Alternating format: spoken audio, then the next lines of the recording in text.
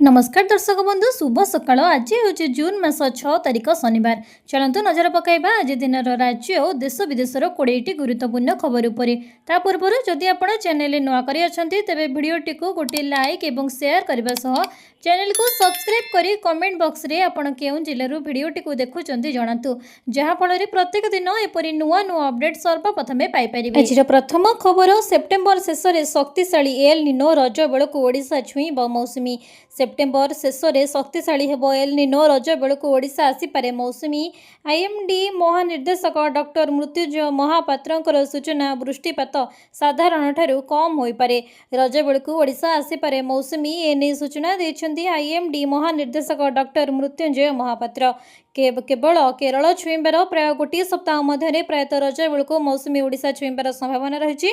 तेबे एसबू भितर अधिक चिंता बढ़ाऊँगी एल निनो। भारतीय पाणीपाग विभागर महानिर्देशक कहवा अनुसार प्रशांत महासागर में एजे एल निनो सृष्टि होना। जुलाई रु अगस्ट मध्य तापमात्रा मध्यम अवस्था को आसिबो।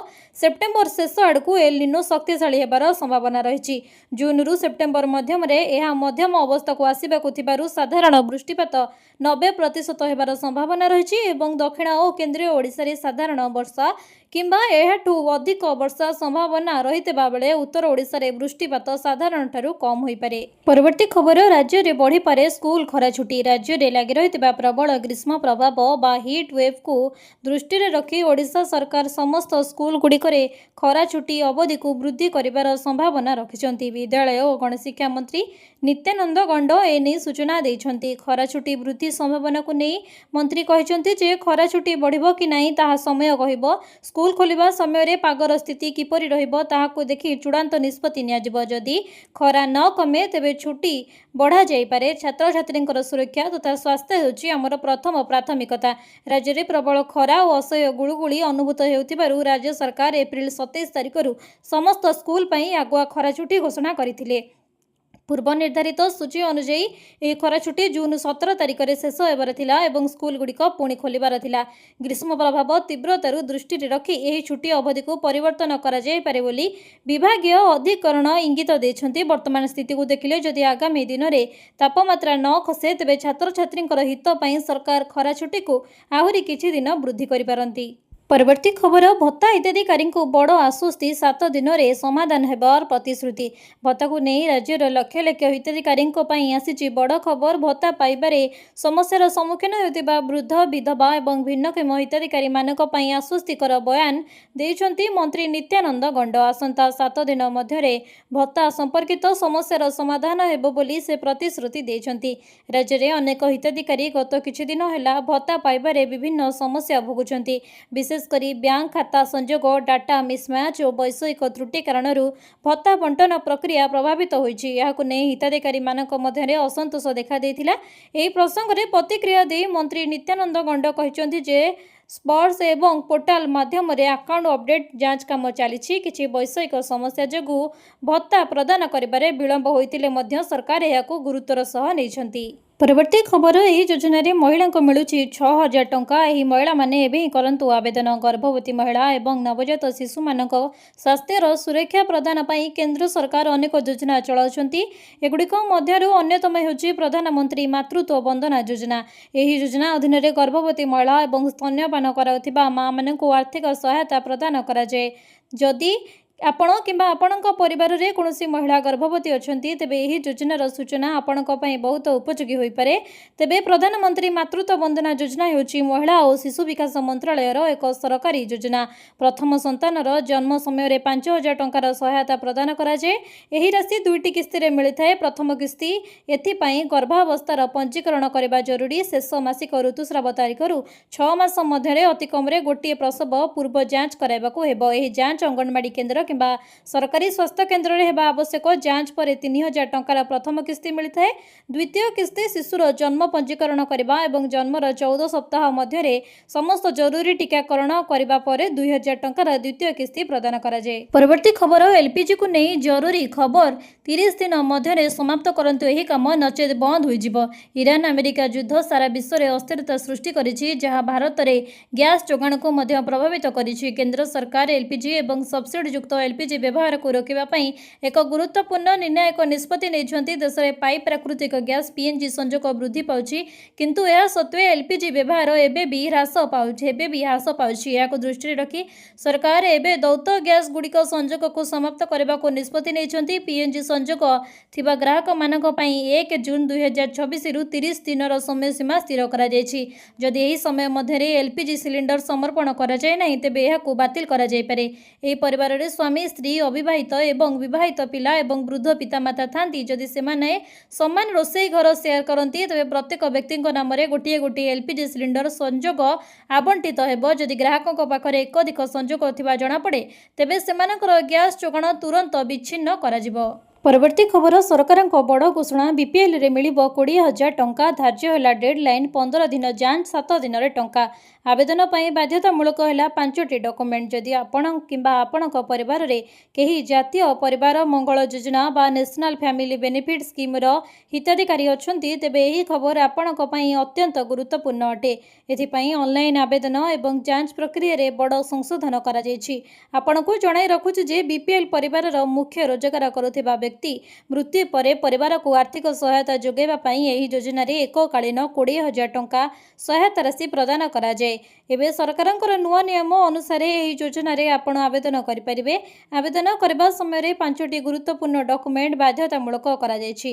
सेगुडी कहला सक्षम अधिकारी द्वारा प्रदत्त मृत्यु प्रमाणपत्र बा डेथ सर्टिफिकेट, 1 लाख टंका पर्यंत वार्षिक आयर प्रमाणपत्र, भोटर परिचय पत्र, आधार कार्ड संयुक्त बैंक पासबुक रो प्रथम पृष्ठा। सबुठारु बड़ कथा हेउछि सरकार एही प्रक्रिया पई समय सीमा धार्य करिसेंती। ग्रामांचल पई ब्लॉक सामाजिक सुरक्षा अधिकारी आवेदन करिबार 15 दिन मध्य फील्ड वेरिफिकेशन संपूर्ण करिवे एवं आपनको बीपीएल रे 20,000 टंकार सहायता प्रदान करा जिवो।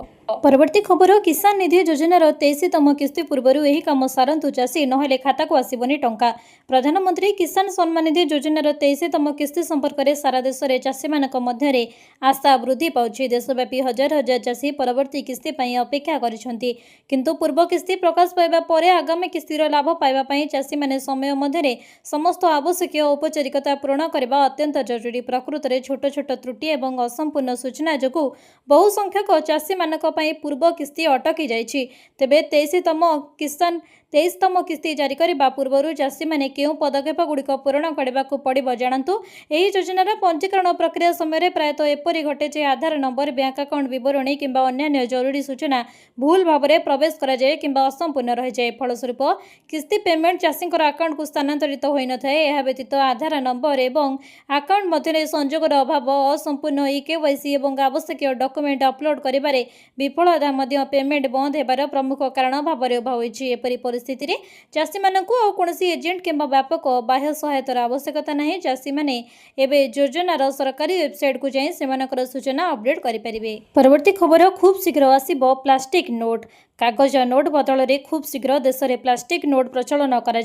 ए संपर्क में भारतीय रिजर्व बैंक गवर्नर संजय मालहोत्रा सूचना देइछन्ति। से कहिसन्ति जे प्लास्टिक नोट आनिबा प्रस्ताव विचाराधीन रहिछि, किंतु सेही योजना एबे प्रारंभिक पर्यायर अछि। एहार भल और खराब दिग गुड़िक विषय में विचार करा जाउछि। प्लास्टिक नोट प्रकृत में लाभदायक हेबो ना नहीं ता रिजर्व बैंक जानिबाकू प्रयास करुछि। प्लास्टिक नोट प्रचलन करबाकू दशंधि पूर्व योजना होइतिला। कागज नोट वर्धित छपा खर्च एवं कम जीवन काल को दृष्टि रखी प्लास्टिक नोट ताहार एक भल विकल्प हेबो बोली सरकार भाबुतिले।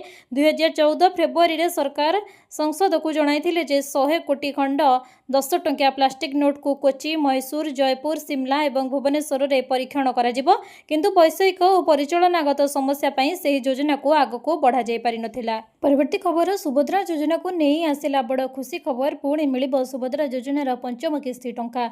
नुआ आवेदन करिथिबा हिताधिकारी माननको मिलिबो सुभद्रा टंका।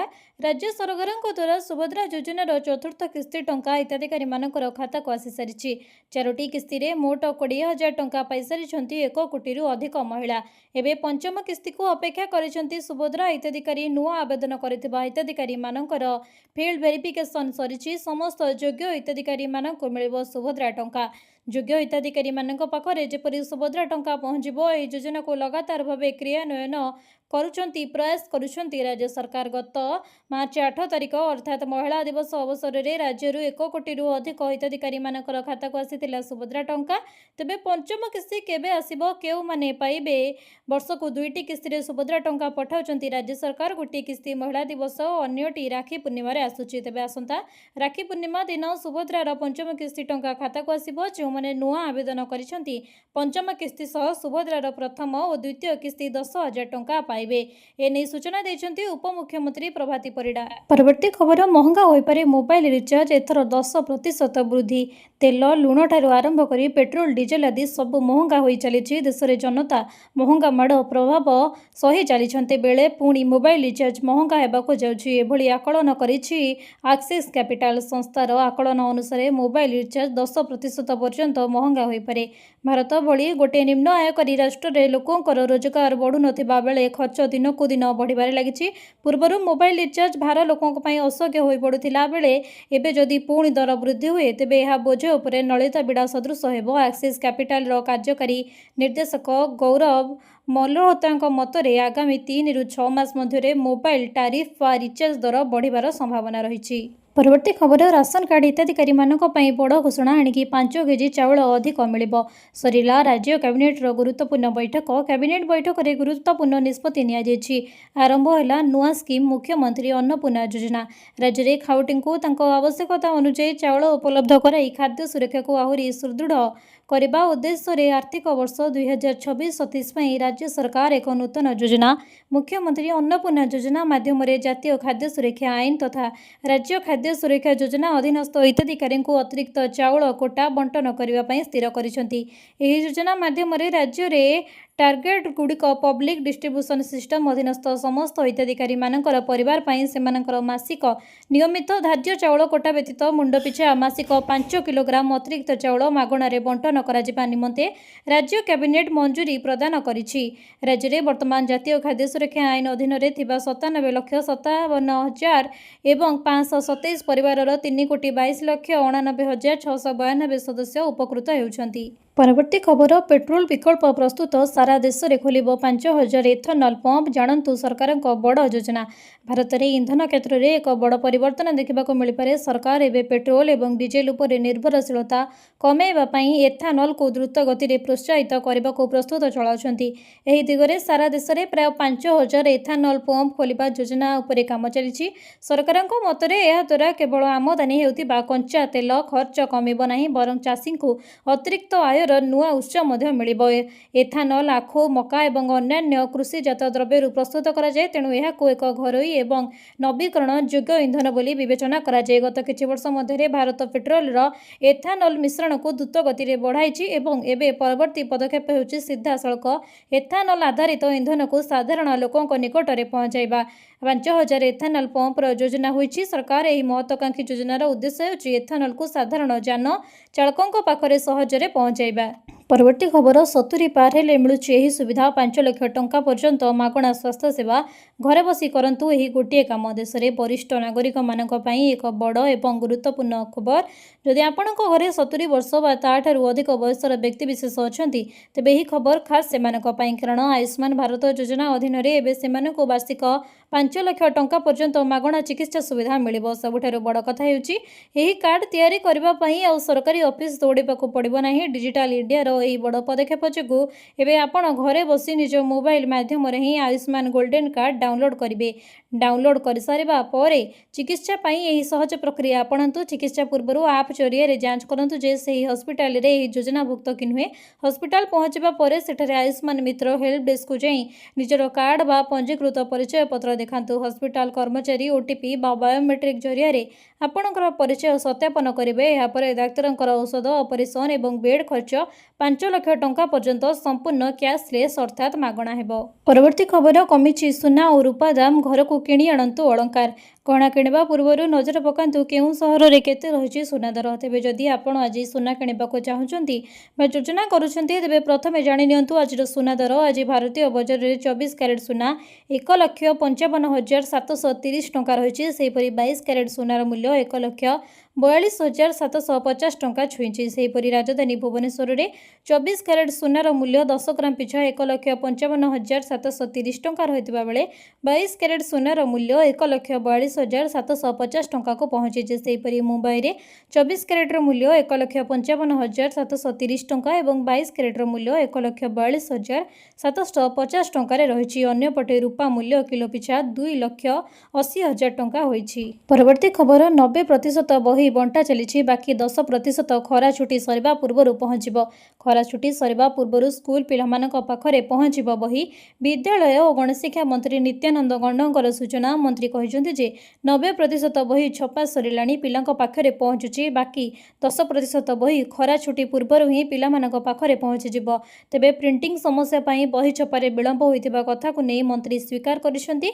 मंत्री कहिसेंति जे जेउटी बही छपा जाउची सेठे किछिटा प्रिंटिंग रे समस्या पई विलंब होइची, जेउथि बही बंटारे विलंब होइची। आमे पिलांक पई चिंतित अछु, किछि समस्या हेबनी बोली आश्वासन दैछंती विद्यालय और गणशिक्षा मंत्री नित्यानंद गंड। खरा छुट्टी सरिबा पूर्व ही स्कूल पिलामानक पाखरे पहुंचीजिब बही। विद्यालय और गणशिक्षा मंत्री नित्यानंद गंडकर सूचना। 90% बही बंटा चली बाकी 10% खरा छुट्टी सरिबा पूर्व पहुंचीजिब। 10% खरा छुट्टी सरिबा पूर्व पिलामानक पाखरे पहुंचीब। प्रिंटिंग समस्या पई बही छपारे विलंब होइछि। परवर्ती खबर पोस्ट ऑफिस रो एही योजना वयस्क मानक पई साजिब आशार बाड़ी। प्रति मासरे मिलिबो 20,000 पेंशन।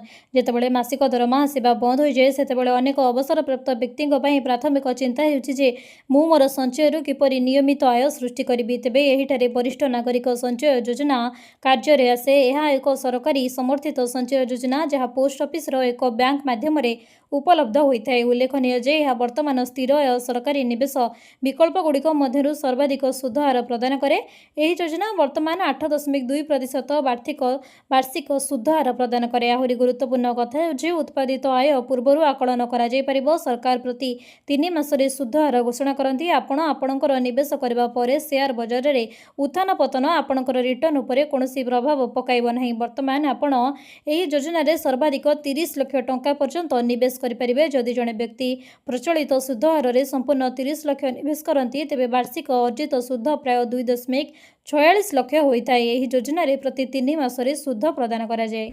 परवर्ती खबर ग्राउंड जीरो रु योजनार सफलता मापिबे सरकार। ग्राउंड जीरो रु योजनार सफलता मापिबे सरकार। राज्य में कार्यकारी होतिबा विभिन्न सरकारी योजना और कार्यक्रमर प्रकृत प्रभाव केते रहिछि, लाभार्थी माने केते उपकृत हेउछन्ति एवं केउठी त्रुटि किंबा बाधा रहिछि ताहा शीघ्र जानिबा पई राज्य सरकार एक नूतन व्यवस्था आरंभ करिसेंति। अर्थ विभाग पक्षरु जारी होतिबा नूतन निर्देशावली अनुसार सरकार योजना और कार्यकलाप गुड़िक रैपिड सर्वे बेस्ड असेसमेंट बा त्वरित सर्वे आधारित मूल्यांकन करा। सरकार मतरे अनेक समय तृतीय पक्ष मूल्यांकन रिपोर्ट आसबारे दीर्घ समय लगी थाए। फल योजना कार्यान्वयन में समस्या किंबा त्रुटि ठीक समय सरकार नजर को आसीपारे नहीं। यह नुआ व्यवस्था माध्यम ग्राउंड जीरो रु शीघ्र तथ्य संग्रह करा लाभार्थी मानकर मतामत सेवा प्रदान गुणवत्ता और योजनार प्रकृत फलाफल को आधार करी विश्लेषण करा। यह द्वारा नीति निर्धारित और प्रशासनिक निष्पत्ति अधिक प्रमाण भित्तिक हो पारिबो। निर्देशावली अनुसार कौनसी योजनार रैपिड सर्वे 4 मास मध्य शेष करने को प्रथमे 2 सप्ताह मध्य सर्वेर रूपरेख और कार्य योजना प्रस्तुत करा। परवर्ती खबर दाबी पूरण नहेले जुलाई रु बस चक्का जाम। ओडिशा रे घरोई बस मालिक माने जून 10 तारिख रे डाकिथिबा राज्यव्यापी बंद को स्थगित रखिसंती। सरकारी अधिकारींकर सह आलोचना पर एही निष्पत्ति निया जायछि, जहा द्वारा हजार हजार यात्री अस्थायी भावे आश्वस्ति पाइछंती। राज्य घरोई बस मालिक संघ एवं परिवहन कमिशन को मध्य होइतिबा बैठक पर एही घोषणा करा जायछि। संघर साधारण संपादक देवेंद्र कुमार साहू कहिसंती जे जून 10 रे कोनोसी बंद किंबा धर्मघट हेबो नाही। तेबे से चेतावनी दैछंती जे जदि जून 29 सुद्धा सरकार सेमानकर दाबी पूर्ण न करंती तेबे जून 30 पर बस मालिक माने पुणी आंदोलन को ओह्लाइबे। साहू कहिसंती जे राज्य रे परिवहन कर्तृपक्ष 14टी विभिन्न विषय को भित्ति करी बस भड़ा वृद्धि पई एक प्रस्ताव प्रस्तुत करिवे। ए प्रस्ताव को सरकार जांच करिबा परे ही ଚୂଡ଼ାନ୍ତ ନିଷ୍ପତ୍ତି ନିଆଯିବ। ଡିଜେଲ ଦର ବୃଦ୍ଧିକୁ ଦୃଷ୍ଟିରେ ରଖି ଓଡ଼ିଶା ସରକାର ଗତ ଜୁନ୍ 2024ରେ ବସ୍ ଭଡ଼ା ବଢ଼ାଇଥିଲେ। ନୂଆ ନିୟମ ଅନୁସାରେ ସାଧାରଣ ବସ୍ ଭଡ଼ା କିଲୋମିଟର ପିଛା 90 ପଇସାରୁ 92 ପଇସା, ଏକ୍ସପ୍ରେସ୍ ବସ୍ ଭଡ଼ା 94 ପଇସାରୁ 96 ପଇସା, ଡିଲକ୍ସ ବସ୍ ଭଡ଼ା 1 ଟଙ୍କା 31 ପଇସାରୁ 1 ଟଙ୍କା 35 ପଇସା, ଏସି ଡିଲକ୍ସ ବସ୍ 1 ଟଙ୍କା 59 ପଇସାରୁ 1 ଟଙ୍କା 63 ପଇସା ହୋଇଛି। ପରବର୍ତ୍ତୀ ଖବର, ଭାରତ ସରକାରଙ୍କ ବଡ଼ ନିଷ୍ପତ୍ତି, ଏମାନଙ୍କୁ ଦେବାକୁ ପଡ଼ିବନି ଟିକସ। କେନ୍ଦ୍ର ସରକାର ଏକ ବଡ଼ ନିଷ୍ପତ୍ତି ନେଇଛନ୍ତି। ବିଦେଶୀ ନିବେଶକମାନଙ୍କୁ ଆଉ ଭାରତୀୟ ସରକାରୀ ବଣ୍ଡରେ ନିବେଶ ଉପରେ ଟିକସ ଦେବାକୁ ପଡ଼ିବ ନାହିଁ। ଏହି ମର୍ମରେ ଏକ ଅଧ୍ୟାଦେଶ ଜାରି କରାଯାଇଛି। ଭାରତୀୟ ସରକାରୀ ବଣ୍ଡରେ ଅଧିକ ନିବେଶ କରିବାକୁ ବିଦେଶୀ ନିବେଶକଙ୍କୁ ଆକର୍ଷିତ କରିବା ପାଇଁ ସରକାର ଏହି ପଦକ୍ଷେପ ନେଇଛନ୍ତି। ଏହାକୁ କାର୍ଯ୍ୟକାରୀ କରିବା ପାଇଁ ସରକାର ଆୟକର ଆଇନ ସଂଶୋଧନ କରିଛନ୍ତି। ନୂତନ 1 ଏପ୍ରିଲ 2026ରୁ କାର୍ଯ୍ୟକାରୀ ହେବ। ଏହି ଅଧ୍ୟାଦେଶ ମାଧ୍ୟମରେ ସରକାର ଆୟକର ଆଇନ ସୂଚୀ 4ରେ 2ଟି ନୂତନ ବ୍ୟବସ୍ଥା 13D ଏବଂ 13E ଯୋଡ଼ିଛନ୍ତି। ଏହି ବ୍ୟବସ୍ଥାଗୁଡ଼ିକ ସରକାରୀ ବଣ୍ଡରୁ ଉପାର୍ଜିତ ଆୟ ଉପରେ କିଛି ବିଦେଶୀ ନିବେଶକଙ୍କୁ ଟିକସ ଛାଡ଼ ପ୍ରଦାନ କରିଥାଏ। ଏହି ଛାଡ଼ ପ୍ରଦାନ କରିବା ଦ୍ୱାରା ଅଧିକ ବିଦେଶୀ ନିବେଶକଙ୍କୁ ଭାରତୀୟ ସରକାରୀ ବଣ୍ଡରେ ଟଙ୍କା ରଖିବାକୁ ଉତ୍ସାହିତ କରିବ। ଏହା ଦେଶରେ ବିଦେଶୀ ପୁଞ୍ଜିର ପ୍ରଭାବକୁ ବୃଦ୍ଧି କରିବ ଏବଂ ସରକାରଙ୍କ ପାଇଁ ବଜାରରୁ ପାଣ୍ଠି ସଂଗ୍ରହ କରିବାରେ ସହଜ ହେବ। ମୁଦ୍ରାନୀତି ଘୋଷଣା କରିବା ସମୟରେ RBI ରେପୋ ହାରକୁ 5.25% ଅପରିବର୍ତ୍ତିତ ରଖିବାକୁ ନିଷ୍ପତ୍ତି ନେଇଛି।